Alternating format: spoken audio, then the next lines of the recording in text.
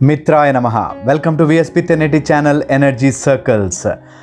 Today I wanted to talk about this happiness when we are meditating or when you are in a true spiritual path. Okay, so what kind of happiness are we expecting after doing meditation or after doing some pujas, after doing some rituals and all? What is it ultimately we want to achieve by doing this? Is it that we get a ticket which will take us to some place where is everything happy, or is it the life which itself becomes happy? So the point here is, after doing any spiritual practice, okay, what we aim to achieve is, there are certain points which I will go step by step, but the final gist of it is, you need to stay happy at every moment and conscious about every moment. That is the purpose of entire spiritual journey, that you stay conscious about each moment and you stay happy no matter what the circumstances. Okay, so let's go into detail and see what kind of happiness are we actually looking at and what is it we are going to achieve by doing meditation. First is, you will not be in a hurry once you start meditating, that that hurriness or that worriness or that that disturbance in the mind just slowly settles down. Okay, this may take time, but once you are a true meditator or true spiritual sadhak, what you achieve is, all your brain's superactivity or hyperactivity will start settling down. You will really stay cool and happy. Next is, you will never waste a single moment also. You will never waste a single moment. You will be like really engulfed in that moment, really happy in that moment, and you will stay really present in that exact moment. That is what you can achieve if you are practicing meditation properly. Next is to live in the present and forget about the past and forget about the future. You just do what best you can do in the present. That is one thing which you can achieve by meditating. Next is, you will not regret anything in life. Suppose you have done something bad, you will not get that into this. So you will just stay happy in the moment. You will not regret. One thing you will lose when you are meditating is, you will not regret anymore. Slowly, it may take time, but slowly, if you are constantly daily meditating for 10, 15, 20 minutes, half an hour, stop regretting things and start being happy. You will really live that moment. And the other point, which once you start meditating or once you are in a true spiritual journey, you will realize that you will not interfere in anyone's life. You will stay in your own nature. People will stay in their own nature. You will not disturb anyone. You will not get disturbed by anyone. That's a quality of a true meditator or true spiritual sadhak. Nothing can ever disturb them. They're really happy, blissful and cool, and they know that every moment is important. They don't hurry, they don't worry. They are, every moment is important and you live that every moment. That is one thing. And next is, you will be always continuously, heavily and wholesome from your deepest portion of your heart. You will be smiling, laughing and being happy, rather than worrying, rather than depressed or dull. This is also an important quality when you are happy or when you are in a true spiritual journey. Next is, you will learn from your seniors as well as your juniors. You will learn from the wise. You will learn from the idiots also. You will learn from most stupidest people also, because you start learning. Because meditation will open up so many things in your life that you start learning from different areas. And you will learn from your seniors, you will learn from your juniors, you will learn from idiots, you will learn from wise people also. That's also a very, very important quality if you start meditating. Next is, you will really enjoy your own company. You will sit silent and you start enjoying your own company. If you are in a true spiritual practice, you will search for time where you can spend time with yourself rather than with people. You are you prefer being alone, you prefer sitting in that meditation, you prefer talking to your God, or you prefer doing pujas. You do that and you enjoy it, not for show off or something like that, but you really enjoy that space of yours. Next is, you will not repress or suppress anyone when you are in a true spiritual sadhana. You will not repress, you will not trouble, or you will not suppress anyone. You will stay in your own comfort, and you will let people express their own nature rather than suppress or compress anyone.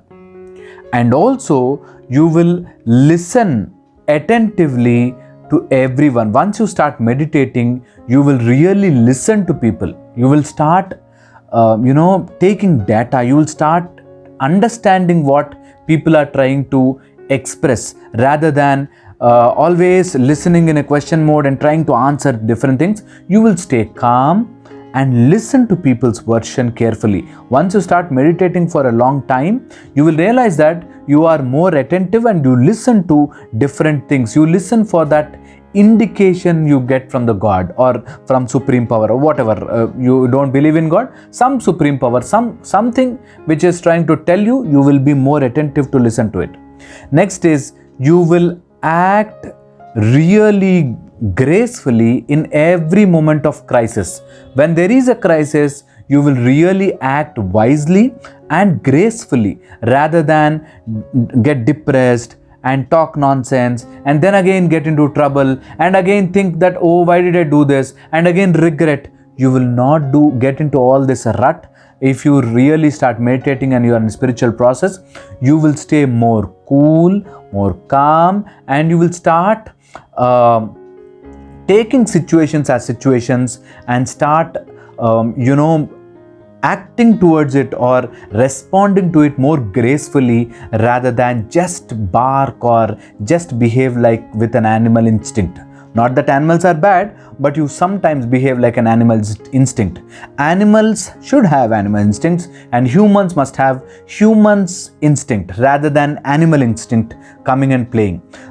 People generally, I see this, suddenly they become, bad. Suddenly they turn into, in that angry mode, they suddenly behave differently. They become a different person altogether. They start fighting, they start quarreling and all. Suddenly it happens, and it is very hard for them to come back to normalcy. And I see this also. I did not talk to that fellow for 10 years, sir. I punished him. I did not talk to him for 10 years.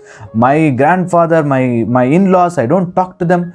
And they think that is a great thing, but the most important thing a spiritualist or a spiritual sadhak or a meditator must understand is, whomever you are hating, you are carrying them in your brain, and your brain will not function fully if you are carrying them in your brain. So suppose you had a fight, you just have to cut it and move that part aside and let that not disturb your meditation or disturb your mood forever.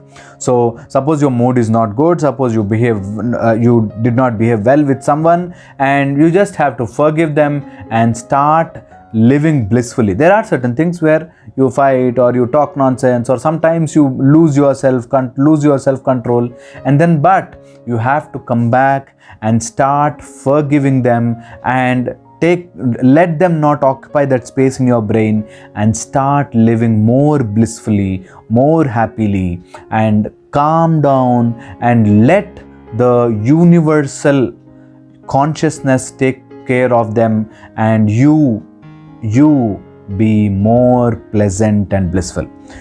Also, one more important and most important point when you are in a spiritual journey, or if you are a strong meditator, you will realize that you become more stubborn in your spiritual practices. When you start practicing, you will become more stubborn towards your spiritual practice rather than get disturbed easily. So I use the word stubborn here wantedly, because I wanted to say that not only negative people, but sometimes positive people are also stubborn, and we need to be stubborn during our spiritual journey, because there are so many things which come and disturb us. But all we have to do is we should stick on to our practices. We should understand that this is the game of the panchendriyas, or your mind which is playing, the sense organs which is trying to provoke you, the mind which is trying to provoke you, and your ego which is trying to provoke you. So all you have to do is collect yourself again and understand the situation and become more calm, live in the present moment, start forgiving people and start forgetting what is bad to you, and live happily in every moment, because time is running away and we have limited time here. Every moment is important. Every moment is precious for us. So start living, enjoy every moment with utmost consciousness, open to everything. And once you start meditating, things change differently. Initially, you will have all the disturbance. People leave it at that point. I have tried meditation, sir, nothing is happening. But I tell you, don't do that. Start meditating 10 minutes a day. Let it be a havoc, let it be most chaotic meditation, but let it be most chaotic. But all I want you to do is sit and start practicing. 1 month, 2 months, 3 months, at least 100 days. If you start practicing, you will really see the taste of meditation. And once you start meditating, you will slowly see, what did I gain from meditation? Nothing. But you will lose so many things: your egos, your overactivity of your sense organs, hormonal disturbances, your anger issues, your depression issues, your so many issues get sorted out, and you will start really enjoying that journey. Once you start enjoying that journey, there are so many things that open up. There are so many spots or areas which get vibrated. There are so many chakras, mini chakras, multi-mini chakras which gets opened up, and you will really enjoy that journey. And people may ask, so you think all this is true, and you think you are enlightened, or you think you are living in the moment, and you think you are God or something like that. No. We are like signboards, right? This way to temple, or this way to nirvana, or this way to Hyderabad, or this way to Bangalore. We are like boards. We don't go to Bangalore, or we don't go to Hyderabad. We are just like signboards. Some book can be your signboard. Bhagavad Gita book can be your signboard. A very strong meditator can be your signboard. We are just signboards.